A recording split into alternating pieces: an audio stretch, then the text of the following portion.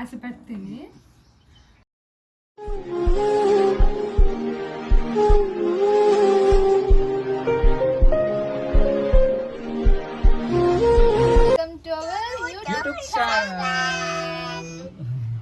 ಇವತ್ತು ಹಾಗೆ ಆಲ್ಬಮ್ ನೋಡ್ತಾ ಇದ್ವಿ. ಸೊ ಹಾಗೆ ನಮ್ಮ ಮ್ಯಾರೇಜ್ ಸ್ಟೋರಿ ಮಾಡೋಣ ಅಂತ ಅನ್ಕೊಂಡು ವಿಡಿಯೋ ಮಾಡ್ತಾ ಇದ್ವಿ. ಇವತ್ತು ಇವರು ಕೂಡ ನಮ್ಮ ಜೊತೆ ಇದ್ದಾರೆ. ನಾನು ಇದ್ದೀನಿ, ಇವಳು ಇದ್ದಾಳೆ, ಸುಮ್ಮನೆ ಇದ್ದಾಳೆ. ನಾನ್ ಹಿಂಗ್ ಇಟ್ಕೊಂಡ್ ಕಷ್ಟಿನಿ, ನೋಡ್ತೀರಾ? ಓಕೆ, ಇವ್ರ ಜಗಳಗಳೆಲ್ಲ ನಿಲ್ಸಿ ಲೇಟ್ ಮಾಡ್ದೆ ವಿಡಿಯೋ ಸ್ಟಾರ್ಟ್ ಮಾಡೋಣ. ನೋಡೋಣ ಇವ್ರಿಗೆ ಮದ್ವೆದ್ ನೆನ್ಪಿದ್ಯಾ ಇಲ್ವಾ ಅಂತ ನೋಡೋಣ.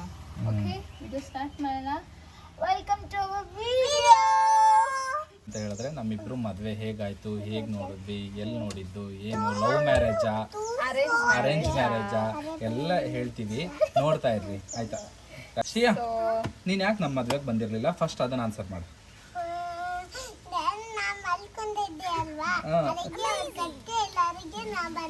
ಅಯ್ಯೋ ಸ್ವಾಮಿ, ಕರ್ದೇ ಇರ್ಲಿಲ್ಲ, ನಾವು ಮದ್ವೆಗೆ ಇನ್ವಿಟೇಷನ್ ಕಾರ್ಡೇ ಕೊಟ್ಟಿರ್ಲಿಲ್ಲ. ಸರಿ, ಬಂದೇ ಇರ್ಲಿಲ್ಲ. ಓಕೆ, ನಾನು ಫಸ್ಟ್ ಸ್ಟಾರ್ಟ್ ಮಾಡ್ತೀನಿ. ನಮ್ಮಿಬ್ರದ್ದು ಲವ್ ಮ್ಯಾರೇಜಾ ಅರೇಂಜ್ ಮ್ಯಾರೇಜಾ ಹೇಳು. ಶ್ರೀಯಾ ಹೇಳು, ಜೋರಾಗಿ ಹೇಳು. Arrange marriage. ಹೌದು, ನಮ್ದು ಪಕ್ಕಾ ಟಿಪಿಕಲ್ ಅರೇಂಜ್ ಮ್ಯಾರೇಜ್. ಹೌದು, ಸುಮ್ಮನೆ ಹೋಗಿದ್ದು, ನಿಜವಾಗ್ಲೂ ಮದುವೆ ಪ್ಲಾನೇ ಇರಲಿಲ್ಲ. ಫಸ್ಟ್ ಟೈಮ್ ನೋಡಕ್ಕಂತ ಹೋಗಿದ್ದು. ಅದು ಜುಲೈ ಮಂತ್ ಅಲ್ಲಿ ಒಳ್ಳೆ ಮಳೆ. ನಂದು ಸಕಲೇಶ್ಪುರ, ಹ್ಯಾನ್ಬಳ್ ಹತ್ರ, ಅಂದ್ರೆ ನಮ್ದು ಅಲ್ಲಿ. ಸೊ ಇವರು ನಾನು ಫಸ್ಟು ನನಗೂ ಮದ್ವೆ ಇಷ್ಟ ಇರ್ಲಿಲ್ಲ, ನಾನು ಓದ್ತಾ ಇದ್ದೆ, ನನಗೂ ಮದ್ವೆ ಇಷ್ಟ ಇರ್ಲಿಲ್ಲ. ಹೌದು, ನಂಗೂ ಇಷ್ಟ ಇರ್ಲಿಲ್ಲ, ಇವ್ರಿಗೂ ಇಷ್ಟ ಇರ್ಲಿಲ್ಲ. ಇವ್ರು ಫೋಟೋ ಕಳ್ಸಿದ್ರು, ಓಕೆ ಚೆನ್ನಾಗಿರೋ ಹುಡುಗನ ಫೋಟೋ ಕಳ್ಸಿದ್ರಲ್ಲ ಅಂತ ಹೇಳ್ಬಿಟ್ಟು ನಾನು ನೋಡಕ್ ಹೋದ್ರೆ ನನ್ನ ಫೋಟೋ ಕಳ್ಸಿದ್ರು ಇವ್ರಿಗೆ. ಅದು ಮೇ ಬಿ ನಾನು ಕೂತ್ಕೊಂಡಿರೋ ಫೋಟೋ. ಅದನ್ನ ನೋಡ್ಬಿಟ್ಟು ಇವ್ರು ಏನ್ ಅನ್ಕೊಂಡಿದ್ದಾರೆ ಅಂದ್ರೆ ಇವ್ರ ಕಾಲ್ ಏನಾದ್ರು ಸೊಟಪಟ ಇರ್ಬೋದು. ಸೊ ಮದ್ವೆ ಆಗೋದ್ ಬೇಡ ಅಂತ ಅನ್ಕೊಂಡು ಇವ್ರು ಅನ್ಕೊಂಡು ಜಸ್ಟ್ ಒಂದು ಟ್ರಿಪ್. ಇವ್ರಿಗೆ ಗ್ರೀನ್ ಟೀ ಅಂದ್ರೆ ತುಂಬಾ ಇಷ್ಟ. ಸೊ ಅದಕ್ಕೆ ಜಸ್ಟ್ ಒಂದು ಟ್ರಿಪ್ ಆಗುತ್ತೆ ಅಂತ ಹೇಳ್ಬಿಟ್ಟು ಜುಲೈ ಮಂತ್ ಅಲ್ಲಿ ನನ್ನ ನೋಡ್ಲಿಕ್ಕೆ ಬಂದ್ರು. ಹೌದು, ಒಳ್ಳೆ ಮಳೆ, ರೂಟ್ ಬೇರೆ ಮಿಸ್ ಮಾಡ್ಕೊಂಡು ಎಲ್ಲೆಲ್ಲ. ರೂಟ್ ಮಿಸ್ ಆಗಿರ್ಲಿಲ್ಲ, ಚೆನ್ನಾಗಿತ್ತು. ಒಂದ್ ರೌಂಡ್ ಹೊಡ್ಕೊಂಡ್ ಬಂದಿದ್ವಿ ಅಷ್ಟೇ. ರೂಟ್ ಮಿಸ್ ಆಗಿ ನನ್ಗೂ ಗಾಬರಿ ಆಗೋಗ್ಬಿಟ್ಟಿತ್ತು. ಸೊ ರೂಟ್ ಮಿಸ್ ಆಗಿ ಫೈನಲಿ ನಮ್ಮ ಮನೆಗೆ ಬಂದ್ರು. ನಮ್ಮ ಮನೆ ಗೇಟ್ ಹತ್ರ ನಿಂತ್ಕೊಂಡಿದ್ರು. ಸೊ ಅಮ್ಮ ಬಂದ್ಬಿಟ್ಟು ನಮ್ಮಮ್ಮ ಡೋರ್ ತೆಗೆದ್ಬಿಟ್ಟು ಬಂದು ನೋಡ್ಬಿಟ್ಟು, ನಾನು ಒಳಗಡೆ ರೆಡಿ ಆಗ್ತಾ ಇದ್ದೆ. ನನಗೆ ಬಂದ್ಬಿಟ್ಟು ಅಮ್ಮ ಹೇಳಿದ್ದು, ನಿನ್ನ ನೀವನ್ ಒಪ್ಪಲ್ಲ, ಇವನ್ ತುಂಬಾ ಚೆನ್ನಾಗಿದೆ, ನೀನ್ ಚೆನ್ನಾಗಿಲ್ಲ.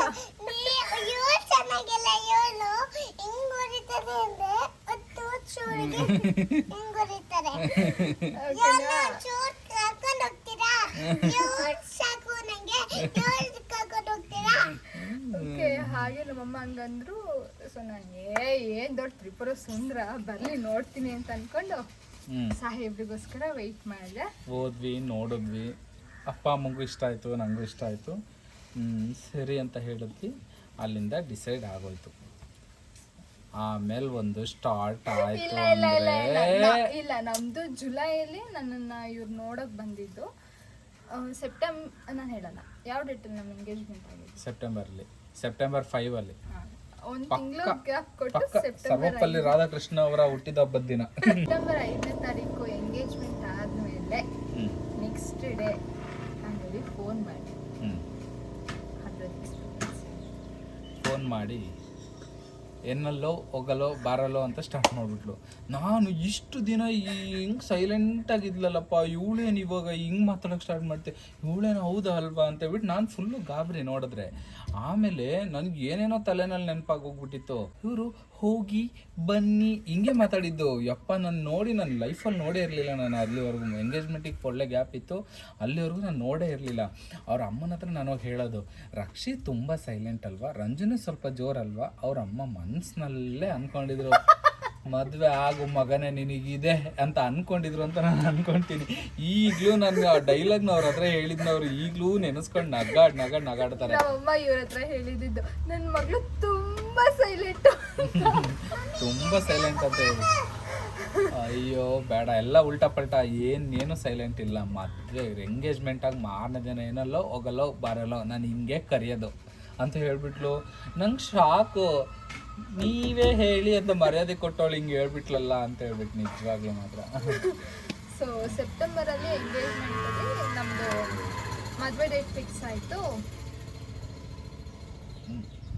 ನಾನು ಯಾವ ಇಯರ್ ಅಂತಲೇ ಮೆನ್ಷನ್ ಮಾಡಿಲ್ಲ. 2018 ನನ್ನ ಇವ್ರು ನೋಡ್ಲಿಕ್ಕೆ ಬಂದಿದ್ದು. 18 ಎಂಗೇಜ್ಮೆಂಟ್ ಆಗಿದ್ದು, 19 ಮದುವೆ ಆಗಿದ್ದು. ಮದುವೆ ಡೇಟು ಮೇ 16. ಮೇ ಯಾವ ವಾರ ಅಂತ ನೆನಪಿದ್ಯಾ? ವಾರ ನೆನಪಿಲ್ಲ. ಗುರುವಾರ. ಸೊ ನಮ್ದು ಅಲ್ಲಿ ಮದುವೆದು ಡೇಟ್ ಫಿಕ್ಸ್ ಆಯಿತು. ಎಂಗೇಜ್ಮೆಂಟ್ ಆದಮೇಲೆ ಗೊತ್ತಲ್ವಾ ಈ toxic boy friend girl friend ಆಗ್ತಾರಲ್ಲ, heavy ಕಿತ್ತಾಡಿದೀವಿ ಅಂದ್ರೆ ಹೆವಿ ಕಿತ್ತಾಡಿದ್ವಿ. ನಾನು ಇನ್ನೇನು ಮದುವೆ ಆಗಲ್ಲ ಹೋಗ್ಗುರು ಅಂತ ಅಂದ್ಬಿಟ್ಟಿದ್ದೆ. ನಾನು ಮದುವೆ ಆಗಲ್ಲ ಹೋಗು ಅಂತಲೂ ಹೇಳ್ಬಿಟ್ಟಿದ್ದೆ. ಎಂಗೇಜ್ಮೆಂಟ್ ಆದ್ಮೇಲಂತೂ ಸಿಕ್ಕಾಪಟ್ಟೆ ಕಿತ್ತಾಡಿದೀವಿ ಅಂದ್ರೆ ಸಿಕ್ಕಾಪಟ್ಟೆ ಕಿತ್ತಾಡಿದೀವಿ. ಸುಮ್ಮನೆ ಅಕ್ಷಯ್ ಅನ್ನೋದಕ್ಕೂ ಕಿತ್ತಾಡಿ, ಯಾಕೆ ಅಕ್ಷಯ್ ಅಂದೆ ಅನ್ನೋ ಲೆಕ್ಕಾಚಾರ ಕಿತ್ತಾಡಿದೀವಿ. ಅಯ್ಯೋ ದೇವ್ರೇ, ಇವಳಂತೂ ಕಮ್ಮಿ ಕೂಳೆ ಅಲ್ಲ. ಲವ್ ಮ್ಯಾಕ್ಟೆಲ್ 2 ಬರ್ತಾರಲ್ಲ ಕೂಳೆ ಥರ ಇರಬೇಕು ಅಂತೇಳಿ, ನಿಜವಾಗ್ಲೂ ಸೇಮ್ ಕೂಳೆನೇ ಹೇಳು. ಹಾಗೇನಿಲ್ಲ ನಾನು ಹಾಗೆ ಇವ್ರ ಬರ್ಡೇ ಬಂತು February 7th ಇವ್ರ ಬರ್ಡೇ.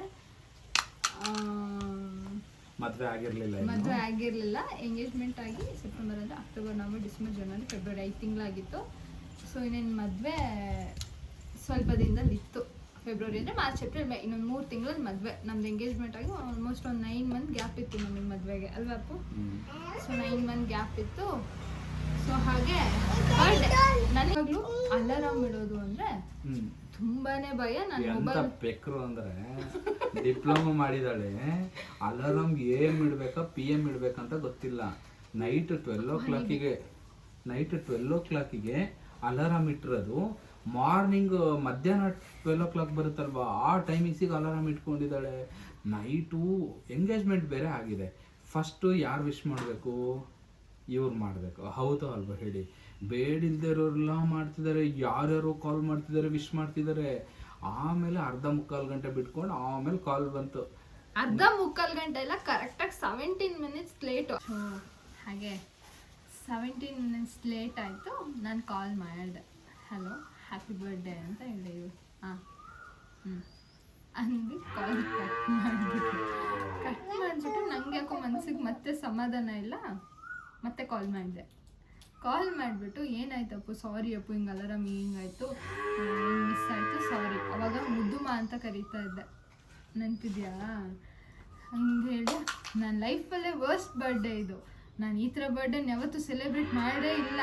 ಯಾರ್ಯಾರೋ ಯಾವಳು ವಿಶ್ ಮಾಡ್ತಾಳೆ, ನಿನಗೆ ವಿಶ್ ಮಾಡೋಕ್ಕಾಗಲ್ವ ಅಂತ ಹೇಳ್ಬಿಟ್ಟು ರೇಗ್ಬಿಟ್ರು. ನನಗೊಂಥರ ಬೇಜಾರಾಗೋಗ್ಬಿಡ್ತು.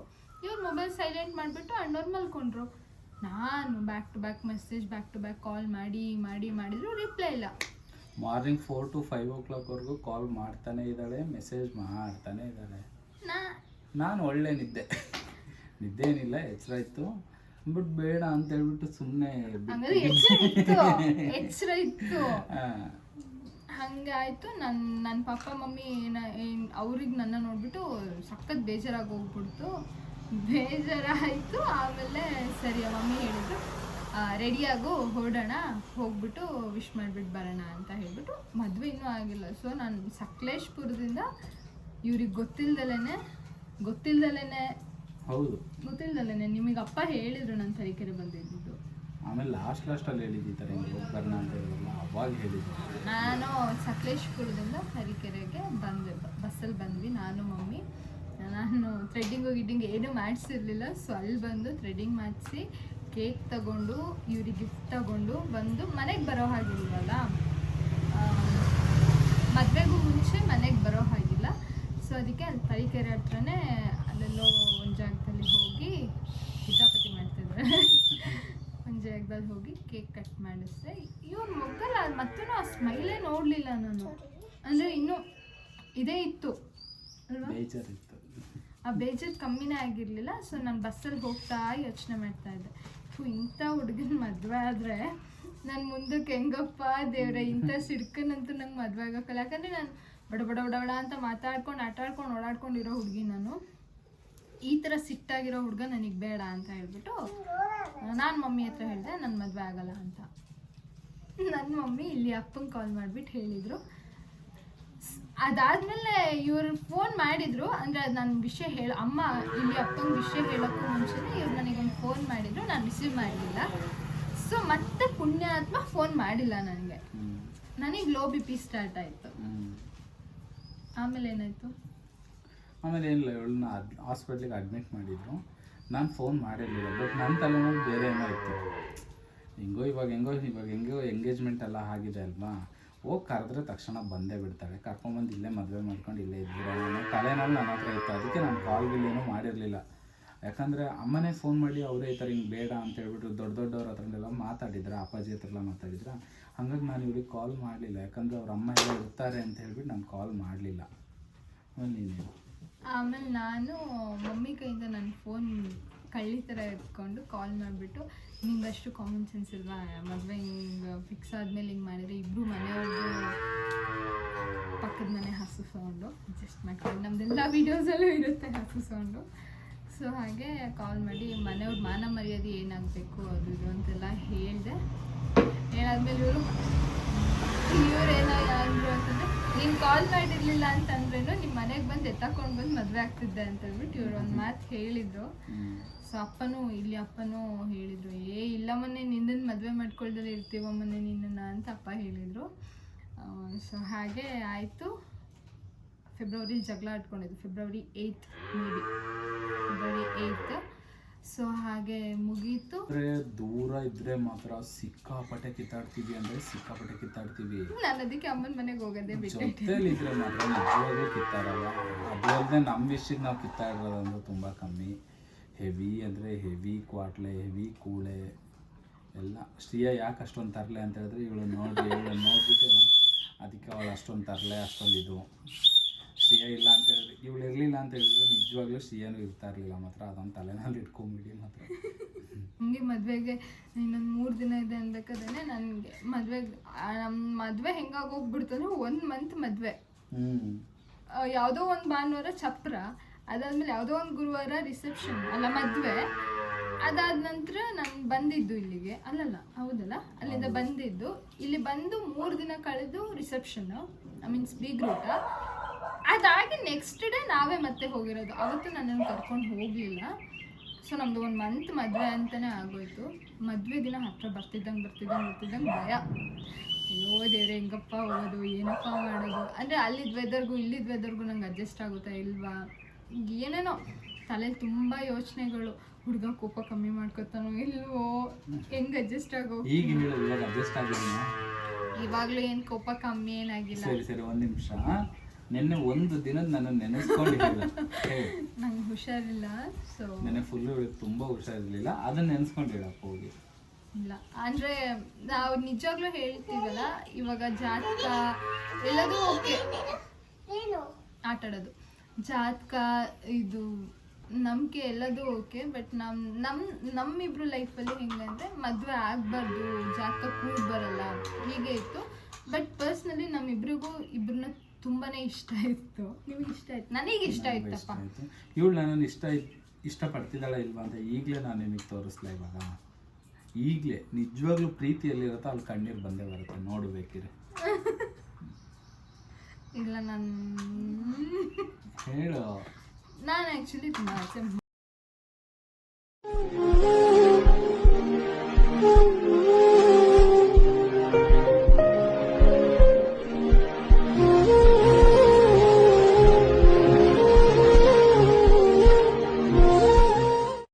ನಿಜವಾಗ್ಲೂ ಕೈ ಬಿಡು, ನಿಜ ಹೇಳು, ನಿಜವಾಗ್ಲೂ ಇಷ್ಟಪಡ್ತೀಯ? ಇಷ್ಟಪಡಲ್ಲ? ಇಷ್ಟ ಅಂದರೆ ಹೇಳು, ನಾನು ನೆನೆಸ್ಕೋ ಸಾಕು, ನೀನೇನು ಮಾಡೋದಿಲ್ಲ. ಅಪ್ಪ ಅಮ್ಮನ ಬಿಟ್ಟು ಬಂದಿರ್ತೀವಿ. ಸೊ ಕಷ್ಟ ಸುಖ ಎಲ್ಲದರಲ್ಲೂ ಇವರೇ ಆಗಬೇಕು. ಬಟ್ ಇವ್ರು ಹೆಂಗೆ ಆಗ್ಬಿಟ್ರು ಅಂದರೆ, ನಂಗೆ ಅಪ್ಪ ಅಮ್ಮನಿಗಿಂತ ನನ್ನ ಅಮ್ಮನ ಮನೆಗೆ ಹೋಗೋದೇ ಬಿಟ್ಬಿಟ್ಟಿದ್ದೀನಿ ಇವರಿಂದ.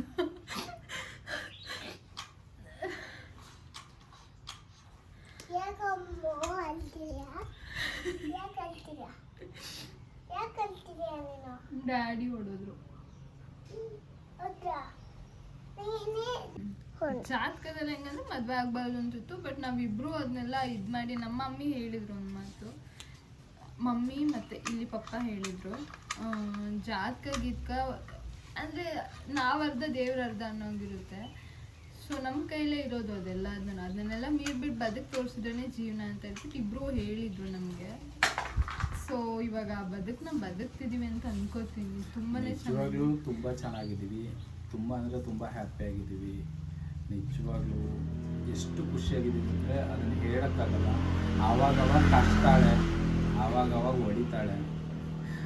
ಟೈಮ್ ಇಲ್ದಿರೋ ಟೈಮ್ ನೋಡಿ ಬಿರಿಯಾನಿ ಬೇಕು, ನನಗೆ ಪಿಜ್ಜಾ ಬೇಕು ಅಂತಾಳೆ, ಪಾನಿಪುರಿ ಬೇಕು ಅಂತಾಳೆ. ಅದೊಂದು ಬಿಟ್ಟರೆ ಇನ್ನೇನೇನು ತಲೆ ಬಿಸಿ ಇಲ್ಲ, ಆರಾಮಾಗಿದ್ದೀವಿ ಅಲ್ವಾ?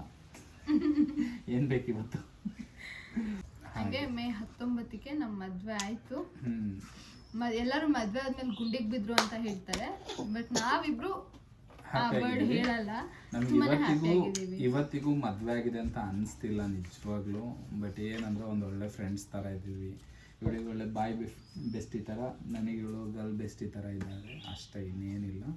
ಲೈಫ್ ಹೋಗ್ತಾ ಇದೆ. ನಾವಿಬ್ರು ಗಂಡ ಹೆಂಡ್ತಿ ಅಂತ ದೇವ್ರಾಣೆಗಳು ಅನಿಸಿಲ್ಲ ಗುರು. ನೀವು ಯಾರು ಬೇಕಿರ ಕೇಳಿರ್ಬೇಕಿರೆ, ಇವತ್ತಿಗೂ ನಮಗೆ ಮದುವೆ ಆಗಿದೆ ಅಂತಾನೇ ಅನಿಸಿಲ್ಲ ನಮಗೆ. ನಿಮ್ಗೆ ಅನಿಸಿದ್ಯಾ?